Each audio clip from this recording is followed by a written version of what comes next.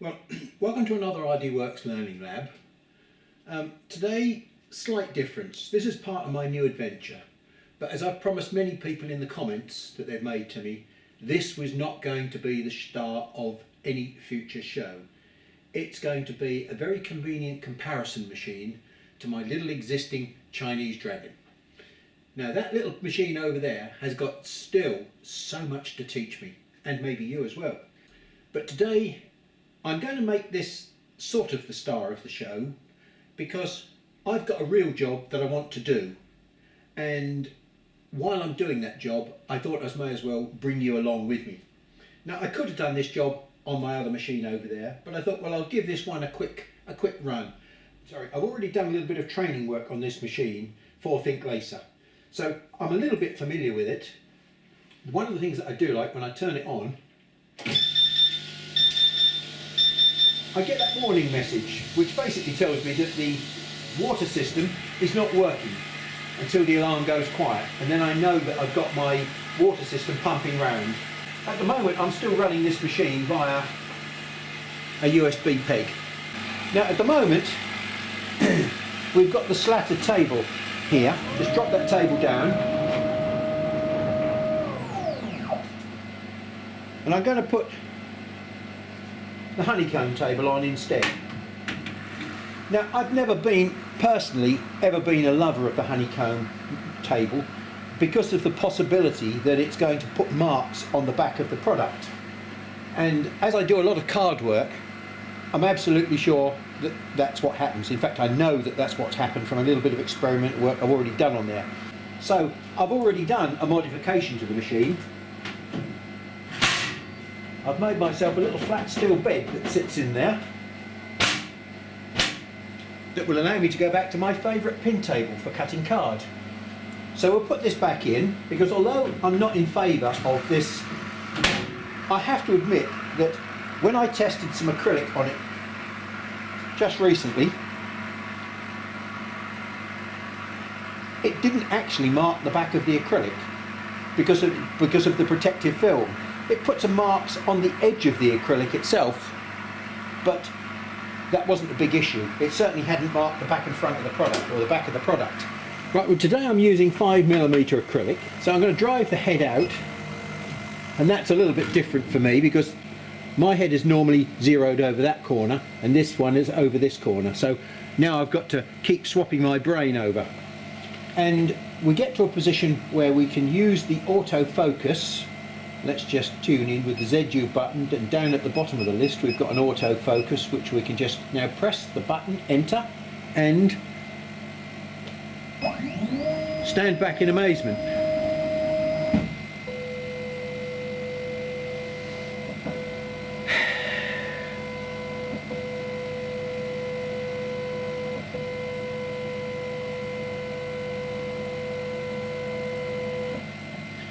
Yeah, okay.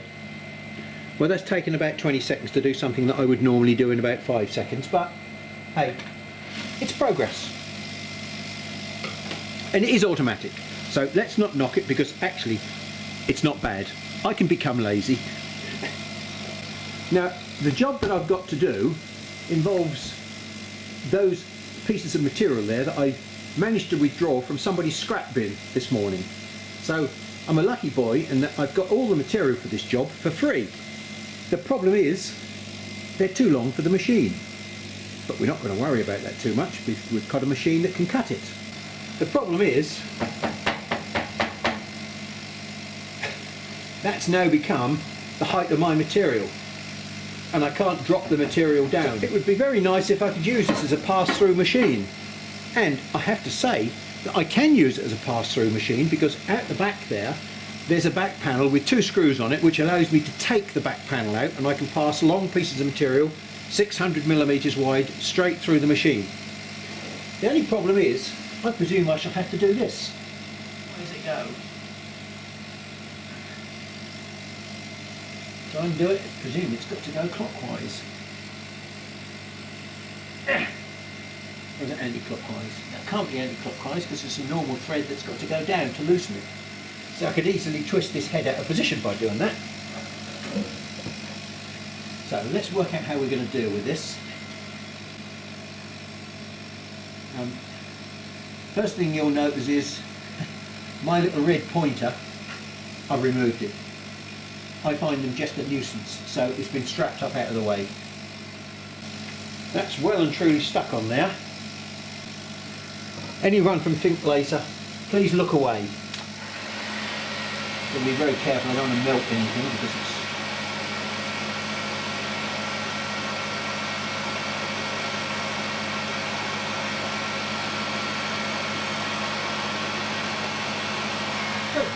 me. Well, I give in.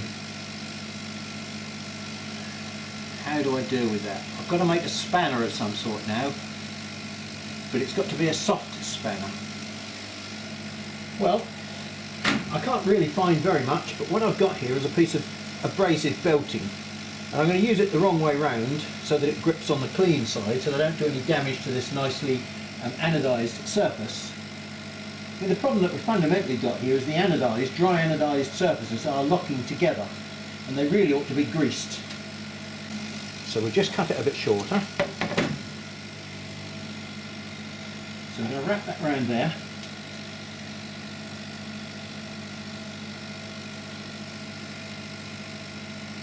And clamp that as close and tight as we can with the pliers, and then use the pliers effectively like a bit of a lever.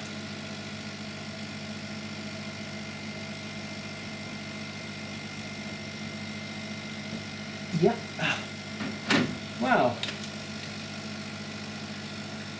we have succeeded. Now this is fantastic stuff which most people won't have access to, so normal grease would probably do the job, but this is die maker's grease. It withstands very, very high pressures. It's a really horrible thick gunky stuff that doesn't want to come out easily unless you almost squeeze it in a vice. So the way to get it out is something like that. Right, so I've got a very thin film of grease in the end there. I'll just clean this off. We don't want grease everywhere, but this is very thick grease so it doesn't run. So I should just wipe away any excess.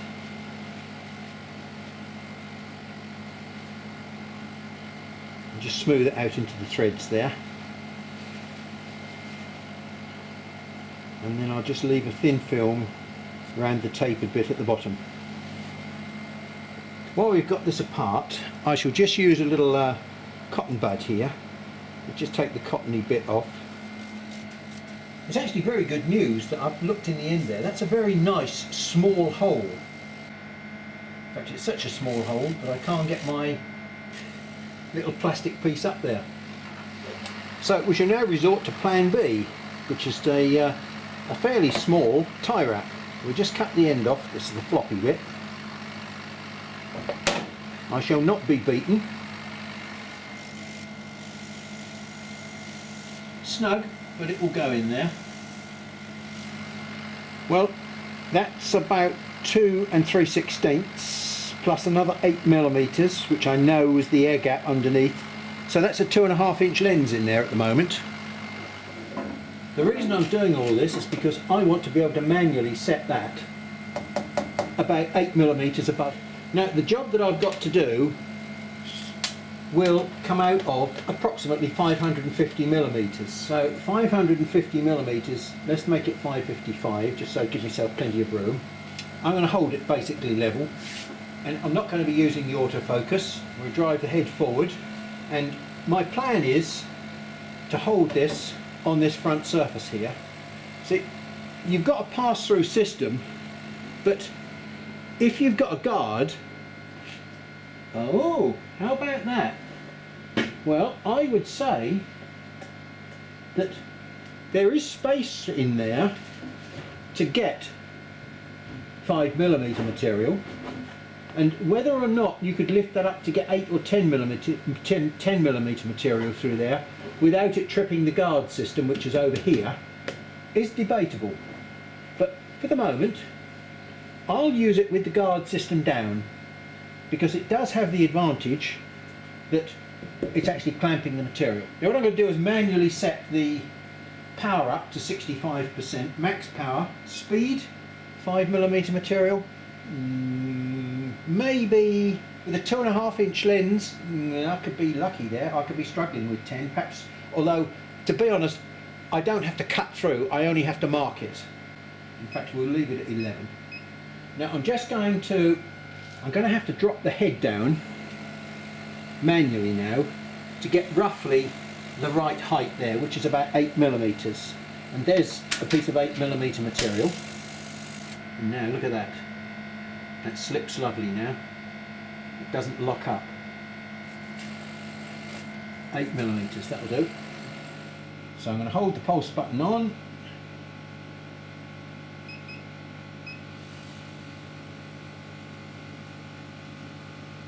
And drive it to the left.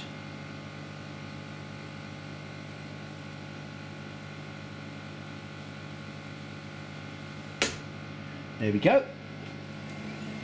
It's done a great job. Better than I'd expected, I have to say. Now one of the things that we are interested in is going to be visible in a few seconds. It's one of the reasons I dragged you guys along with me for this exercise. One of the questions we talked about was whether or not the marks on the edge of acrylic when you cut it was anything to do with either the belt, the tooth belt, or the stepper motor itself cogging along. Now here we've got a servo system. Okay, so the cut is not particularly deep and good. You know, it wasn't quite set properly. It could do with being a little bit lower because it's not cut right the way through. The bottom edge is a bit rough, but hey, I'm only trimming the material off. But the key thing there is, and I don't know whether you can catch that in the light,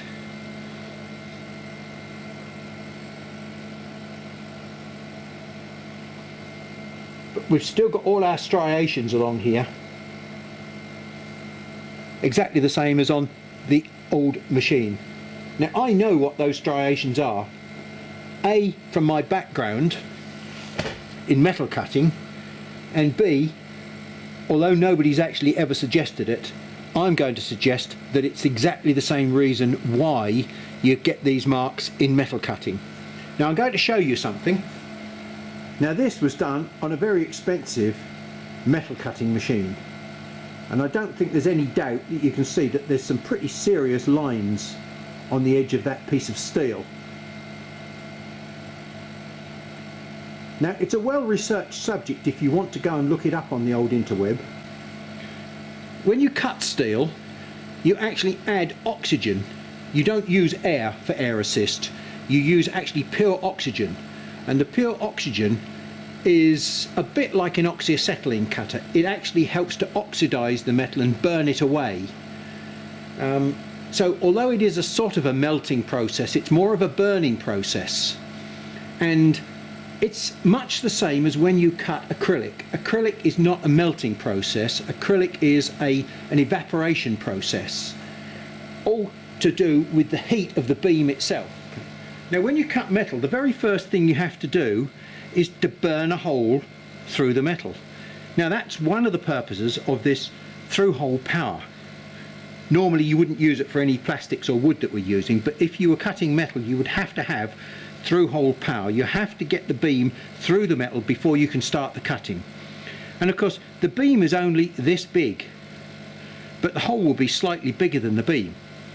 Because of the oxygen that's going around there, it will actually cut bigger than the beam.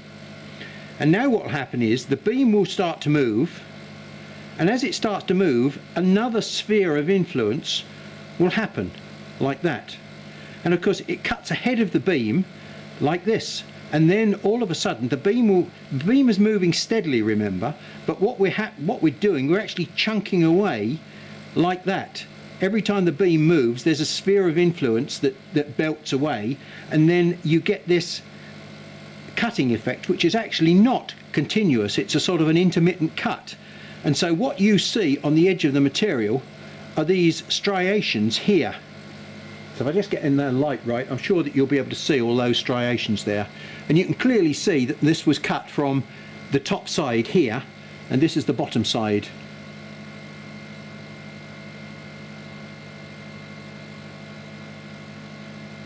And this is the start finish point. because when it finishes it goes all the way around like this, and then of course it gets to this last bit here and the beam breaks into something that's already been cut, and so you tend to get a bigger pip just here at the end of the cut where the two overlaps meet. When you're metal laser cutting, you will always get this little pip. So I'm proposing that exactly the same system exists here with acrylic, because acrylic, when you put the beam through it, it melts around the beam, it doesn't melt to the beam. And how do I know that? I think if you go and look in the video about beam drag and flame polishing, when you cut with the laser beam, you don't get actually two straight edges. You might think that because the beam is actually shaped like that, that if we put the focus point in the middle there, like that, that would be the shape of the material that we would finish up with. Well, that's not true, because here at the top of the beam, the energy density, and this is another term that we've used, the energy density is basically low there, and here we've got the same energy squeezed into a much smaller diameter, so the energy density at that point is very high, and then it goes back to low here.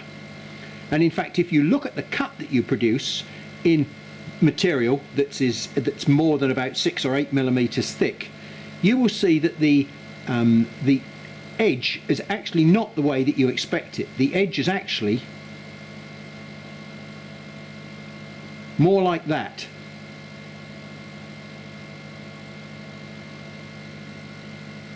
Now that's counterintuitive, but why would that be the case? Well, at this point here we've got highest energy density, which means the actual heating effect in this area is actually much higher. So consequently the evaporation or sublimation effect that takes place is greater in the center of the cut than it is at the ends of the cut.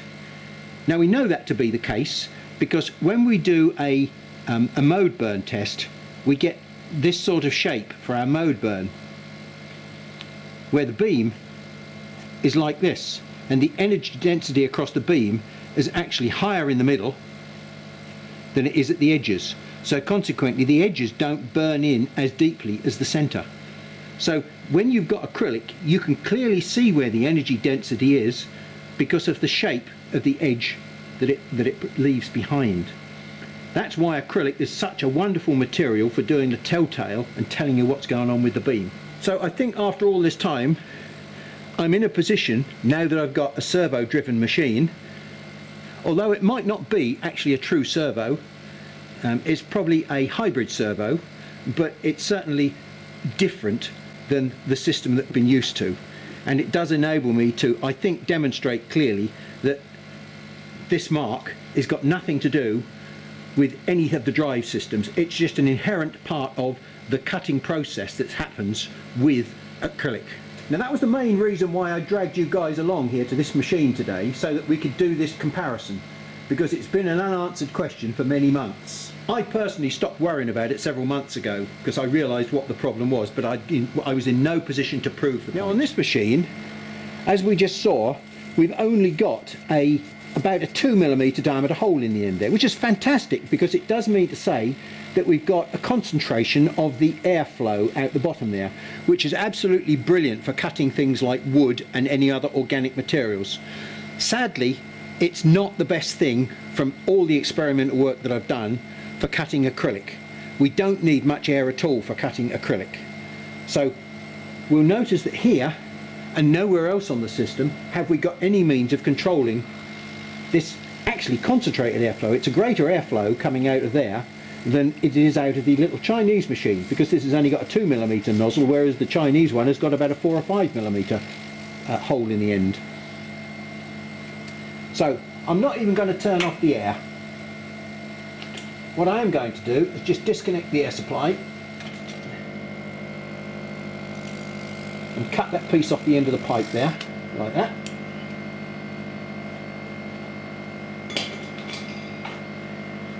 I'm going to plug in my little switch, and plug it back in. Job done. Simple as that.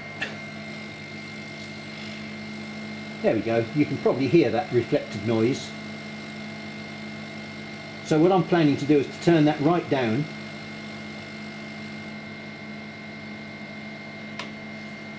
I need to make sure that there's an air supply coming out of there because I don't want any possibility that any fumes will go back up into the lens. So I can feel that. There we go. Just the merest whisper coming out of there now. We'll pull the lid down again, just because it's good practice, even though I wouldn't normally. I'm not normally that good a boy, as you probably know. Right, now to be honest, because I've got a 2.5 inch lens in there, I've probably got about 2 millimeters of focal depth. So the fact that it's raised up very slightly because the material is bowed, I don't think is a major issue. I only need to mark it anyway for it to break. I don't have to have a clean cut. Now I haven't even got the extraction system on at the moment. The one on the left was the one that was done with virtually no air. And it's got a much better polished finish. Now these are not proper cuts, this is a quick experimental cut, but it does demonstrate the point that you get a much better burnished finish with less air. And more air, yeah, it might clear the fumes away better, but it actually decreases the cutting efficiency and produces a worse finish edge because the edge cools off much quicker. Right, let's put some extraction on.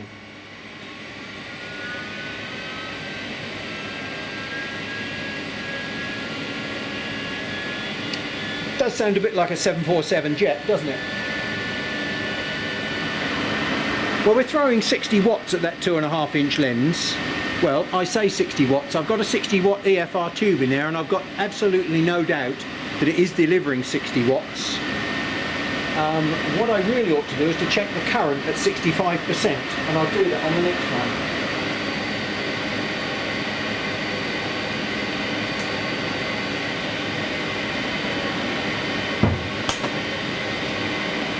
So, just coming back, I think that we probably, provided the micro switch doesn't trip off when we lift the lid just a small amount, and that we could get probably 10 millimeters in there. The interesting question is maybe we could actually have a 10 millimeter gap under the bottom there. You don't want to be able to get your standard finger under the laser beam in any way, shape or form. Now I don't know whether the laser switch, whether the safety switch would trip because I've got it disabled. Naughty me. Do you have a safety switch on your Chinese laser machine? Goodness me. Why did you buy it then? I'm already falling in love with this machine. I repeat again, I'm nothing to do with Think Laser. But praise where praise is due. There we go, look. You can just about see along the edge there how beautifully polished it is. I'm not taking any particular precautions because look, the bottom of the cut is not cutting through properly. But the top of the cut here, where the cut is proper, is absolutely superb. In fact, it's nearly got rid of all those marks that I was telling you about, because after the head has moved forward, there's still enough heat in the job to actually burnish the surface. Whereas if you in fact move forward with lots of air, you finish up freezing the marks rather than making them melt into each other. Well, I said I would look at the current. The current is currently running at about 21 milliamps, and that's for 65% power. So 22 milliamps, I might even be able to go up to 70%. Well, there we are. From a pile of scrap on the floor, we've now got a pile of blanks, which is brilliant.